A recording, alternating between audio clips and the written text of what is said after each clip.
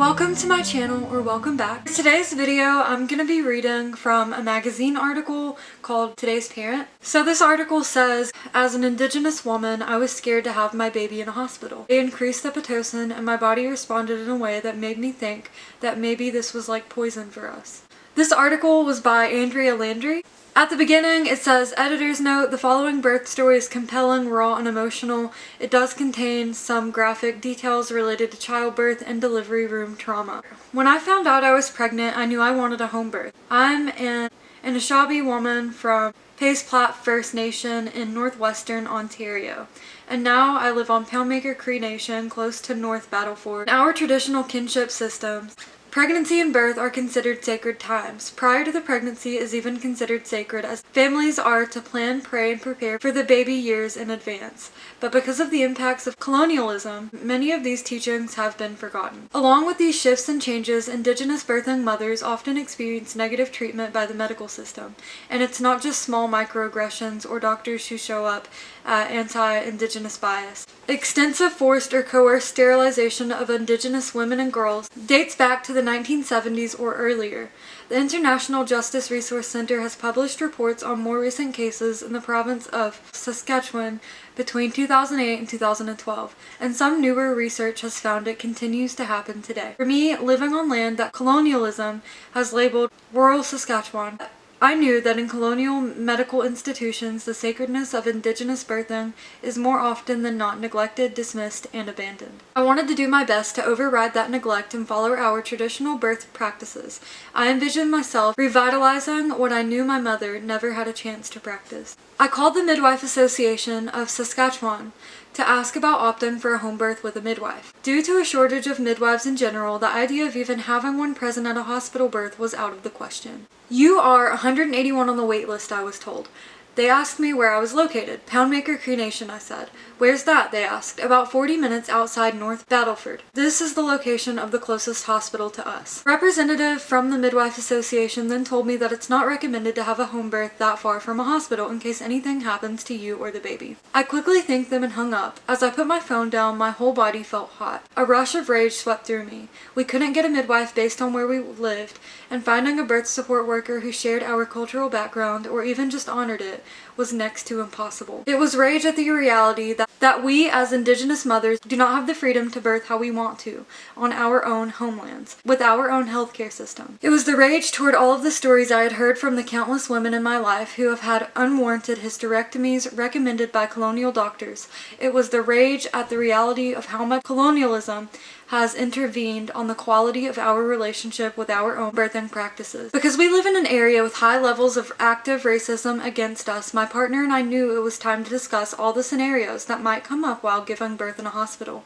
Knowing my fears, my partner looked at me and said, "We need a safety plan for any outcome that could happen in that hospital." I nodded my head in agreement. If a social worker attempts to come in and apprehends the baby solely because we're Indigenous, we need to know what we need to do, he said. He was referring to what's called birth alerts, and they're a common tool of colonialization that disrupts the kinship bonds within Indigenous families. Although some provinces are making shifts and adjustments in regards to the practice, in Manitoba alone, a minimum of one Indigenous child is apprehended per day based on the assumption that the parents are unfit.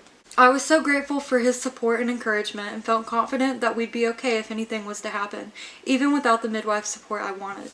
During my 9 months of pregnancy, we followed the traditional pregnancy and birthing practices the best way we knew how, but many of these teachings have been forgotten due to colonialism's erasures of our culture. A lot of the teachings we do know came from my partner's late father and his mother, who constantly reiterated them whenever we visited. Kokums and Moshums, the grandparents, and the aunties, uncles plan, pray, and prepare for the baby. It's important that baby clothes and even diapers are not brought until the day the baby is born. The teaching behind this is that if we prepare too soon, we can become gravely disappointed if anything is to happen to the baby. Tikinigan and moss bag are allowed to be made ahead of time, though the tikinigan is made by the father and the moss bag by the mother. So this article has a link to exactly what I'm saying. I couldn't find correct pronunciations on it, so I'm sorry if I'm really butchering a lot of these words. A tikinigan, if I'm saying that correctly, is a baby carrier, or a type of baby carrier, and there's a whole other article on this on Today's Parent if you click on that word, and if you go to this article in the description below, it says I carried my baby in this an Indigenous parenting practice once restricted and now reclaimed. So that's kind of what that is. Some of these teachings also include staying away from watching horror movies and anything that could potentially scare me and the baby in the womb. It's also meant not finding out the sex of the baby ahead of time. When I was 4 months pregnant, my mother passed away suddenly from the ruptured brain aneurysm, and I did the best I could to grieve in the healthiest way that I could. This belief is that the baby can feel everything I feel, that the baby can hear every thought that I have, and the baby can see everything that I see. I was grieving, but I didn't want my baby to carry my grief. I worked on letting go of my grief in healthy, powerful ways, rather than holding on to the feelings or remaining stuck in grief. Around 22 weeks pregnant, I began to have some minor bleeding due to stress. Fortunately, it only lasted a couple days, and after getting the stress test completed, it resolved on its own. At 37 weeks, we headed to the city of Saskatoon, a choice we made because we heard of racist experiences happening in labor ward at the North Battleford Hospital. There we waited. My partner's brother and his partner were kind enough to let us stay with them. We waited until I was 41 weeks, and there was still no sign of the baby coming. Because I was overdue, we had to get ultrasounds done to keep an eye on the amniotic fluid in my womb. 41-week ultrasound, our obstetrician called shortly afterwards and brought us in for a meeting. They noticed that the baby may have a cleft lip or cleft palate, she told us. We aren't sure how severe it is and they are easily fixable, but we just wanted to let you know. It's often seen in First Nations babies, the doctor said. For me, this information came as a shock, simply because it was never mentioned until the 41-week ultrasound. I'd had 3 or 4 ultrasounds and a full anatomy scan prior to this, with no issues or genetic differences mentioned. And the way they talked about it with us, like they were just making an assumption because of our race. We prayed about it the best we knew how, and we were grateful that the baby was otherwise completely healthy. Week 42 came and we had another appointment. Since the baby isn't coming naturally, we will induce you, our OBGYN said. We'll do a dose of Cervidil and hopefully that will start your labor process. Could we wait a few more days, I asked. I didn't like the pressure to quicken the birth process, and I was dismayed that the trust I had in my body to know when to birth the baby was being limited by a colonial medical system. How is the amniotic fluid, I asked. She told me it was okay for now, but they were worried it might decrease, and that's why they wanted to induce. I was too tired to argue. In our traditional birthing practice, we chose to trust the bodies of our women and the medicines of the land to give life. Many Indigenous women birthed solo, and weeks went overdue. Prayers and medicine women ensured that birth went smoothly, with the women having 100% say and control over their bodies. Many were surrounded by the women they respected, loved, trusted, the most in their communities. This was kinship. My baby's birth story is very different. The morning we went to get the first dose of Cervidil, it was me, my partner, and a random student doctor who was doing his placement in the maternity ward. It was completely different from how I had envisioned the first steps of birthing my child, and I felt quite devalued as a human. Going to put it in now, he said. The awkward energy of this young student was emanating throughout the cold hospital room as I lay on my back and he inserted the suppository. It was a cervix softening dose of medicine. Have a good day. Hope it works, he said breezily and quickly left the room, leaving the awkward energy behind. We went back to the hotel and waited. The first dose didn't work, so the next morning we went in again for another dose. This time it was another doctor. He also did the membrane sweep without really telling me what they were doing. What did you do? I asked. Something to help start labor going, he smiled. What's it called though? I asked, feeling nervous. A membrane sweep. I had done enough research to know what that was, but I wasn't sure if he'd needed my consent to do that or not. It was too late to object, so I quickly brushed it off, but the feeling of anger from having this procedure done to me non-consensually lingered. I didn't go into labor until about 11 p.m. that night. We had gotten a hotel room to have a nice, calm environment while I began early labor. The contractions were manageable, and I was able to focus on the labor ahead. Before leaving for the hospital, we talked over our birth plan one more time. One traditional practice that was really important to us, even though we knew we'd be in the hospital, was that the first words the baby would hear upon the birth would be words Nahio and Anishinaabe. I wanted everyone to be mindful and conscious of how important that it was to us, so that the baby would feel connected to the language that colonialism attempted to take from us. And in the birth room, I want you, your mom, your sister, and Janice, I said. Janice is a very close relative. My partner smiled and agreed. Let's go then. I was feeling anxious and excited. My sister-in-law had braided my hair in 2 tight braids. It felt like such an important part of the preparation. While her fingers quickly wove my hair together, I prayed and rolled the waves of early labor. My partner grabbed the hospital bag and we headed out to the hospital to unsure of how long the process would be. Once we walked in, they checked me. I was 2 centimeters dilated. They told me to walk around the hospital for a few hours, which is the usual process. Around 6:30 a.m., after a night of contractions, they checked me again and I was still only 2 centimeters dilated. They told me that they had to put me on Pitocin at 7 a.m. if there was no progress. Your body isn't doing what is needed in order for the baby to come on its own, the nurse said. I remember feeling disappointed and even thinking, don't women labor for 48 hours or more sometimes? Why can't we wait longer? But after the whole night of laboring with limited support from the healthcare staff, I agreed to their suggestion. I wasn't sure what the usual length of labor was. Is there a time limit? Laying in a hospital bed, I remember the generations of my ancestors before me who birthed in upright and squatting positions with aunties, kokums, and medicine people playing with them. Yet here I was laying in a cold hospital room, hooked to a synthetic medication that would cause my body to go into a colonial manufactured process of labor. They turned it on and I watched the drip of the Pitocin. I followed it with my eyes to the IV in my arm, and almost instantly I began to get the intense contractions in waves of 4 and 5, without any more than 15-second breaks in between them. It felt like my body was resisting the synthetic labor process and it was gravely impacting the baby. We'll put a heart monitor on your baby's head, said the OB. She placed the wires up my birth canal, finding the top of my baby's head. Your baby has lots of hair. She smiled at me. At this point, the uncertainty of the process was starting to scare us. Why did you put a heart monitor on the baby? My partner asked. Just to keep an eye on the baby's heart, she said. The waves of contractions continued. It felt endless. They increased the Pitocin again. My body responded in a way that made me think maybe this was like poison for us. As I was yelling out in pain, watching the heart monitor of the baby drop dramatically, the OBGYN stood between my legs and reached in with her hand to manually break my waters. We will see if this makes any changes. I remember wondering if they needed my consent to do that, and my partner kept asking all kinds of questions with everything they were doing. But there were so many things the medical workers were doing that we didn't know how to address or challenge. I felt like I had no chance to breathe between contractions. I looked around the labor and delivery room at my support team, and because my mom had passed away 5 months earlier, she was the only person I wanted in there. I need my mom, I yelled. I began to sob as the pain consumed me.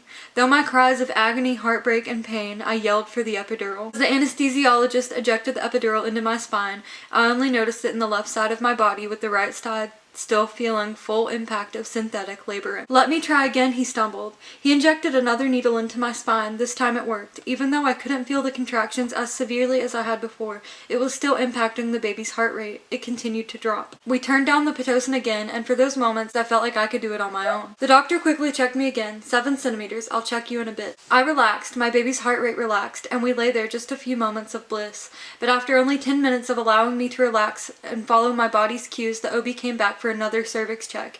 You're still not dilating on your own, and your baby is not facing the right way. We need the baby to flip around, she said. I remember thinking, you're not giving me enough time for my body to dilate on its own, but I didn't say anything. I moved into all kinds of positions, praying that my baby would turn over so that we could do this birth together. I remember imagining how they did a long time ago. How did our relatives do this? Without medical intervention. What words were said? What kinds of traditional medicines were used? It made me feel uneasy with the medicalized process taking place inside my body. I cried. I prayed. In came the nurse again, turning up the Pitocin, and instantly the unbearable continuous contractions ramped up. I sobbed from the pain, unable to breathe again. The baby's heart rate began to crash again immediately. Turn it off, I cried. As I watched her heart rate drop with each sound, the nurse, confused, quickly rushed to turn it off.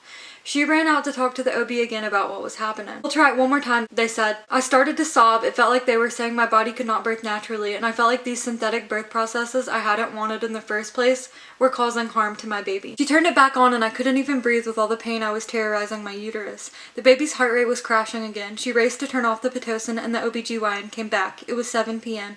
and I'd been in labor for 20 hours. 9 centimeters dilated, she pronounced. I was elated at this. This was progress. I felt like my body was strong and capable. There was a thunder and lightning storm outside. I closed my eyes, exhausted. I imagined myself surrounded by those who had birthed many generations of ancestors before me.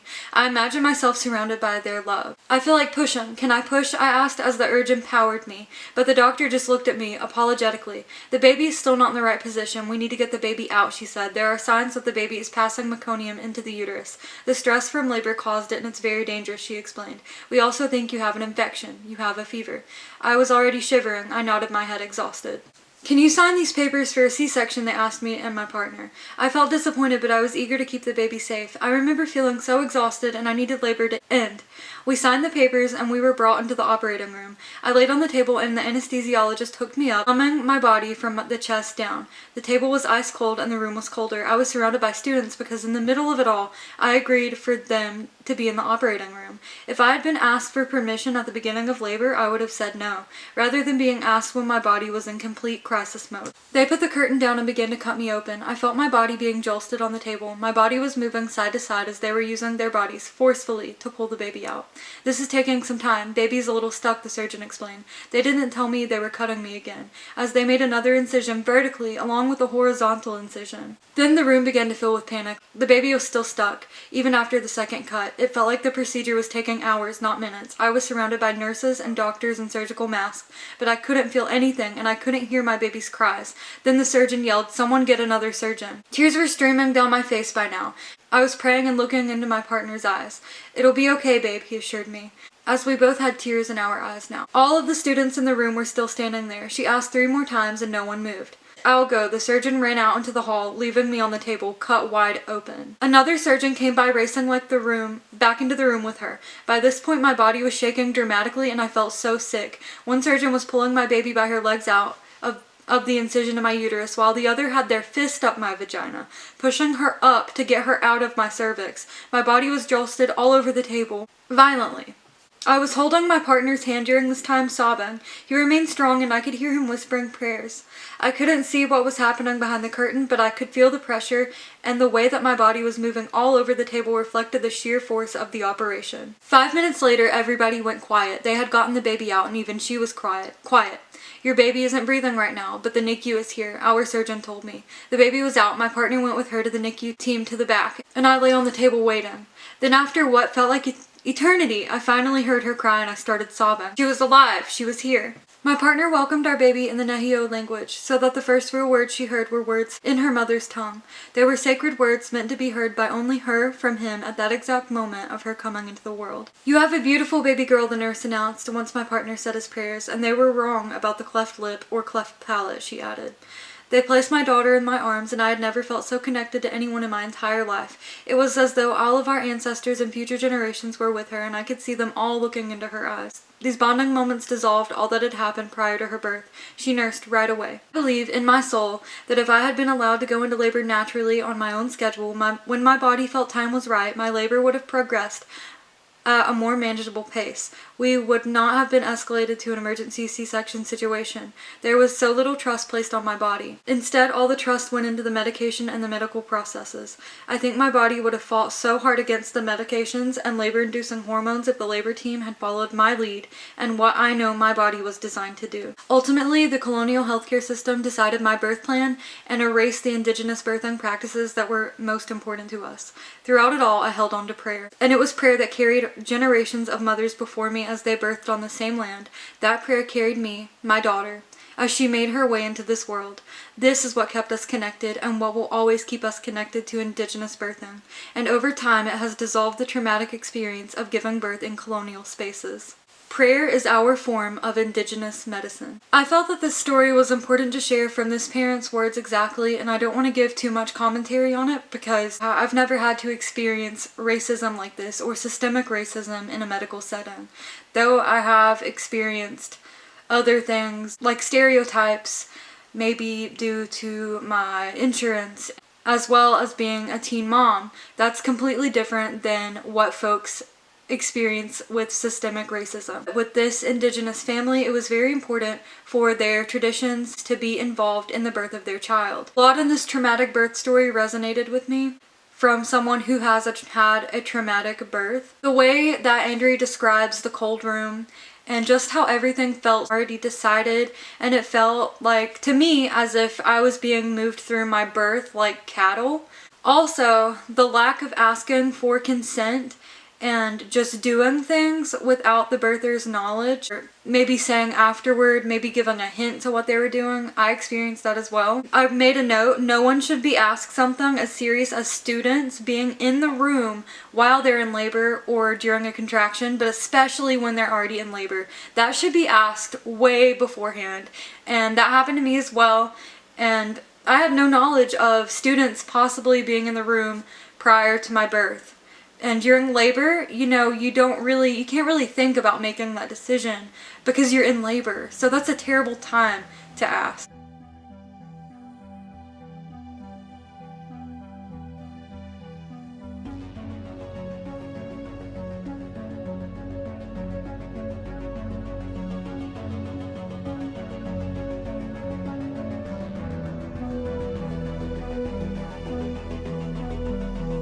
Birth needs to change in many ways, and we need to respect and honor and give space to others who have sacred and traditional birth practices. So that's why I wanted to share this story. I'm gonna add some helpful links below, just links that I know of. So if you have helpful links for Indigenous birthing people, please leave them in the comments for others. They can find either support or resources. So consider donating to Today's Parent. It is mentioned below this article, so that they can continue to share information and articles like this one. Thank you for watching, subscribe if you'd like, and I'll see you next time.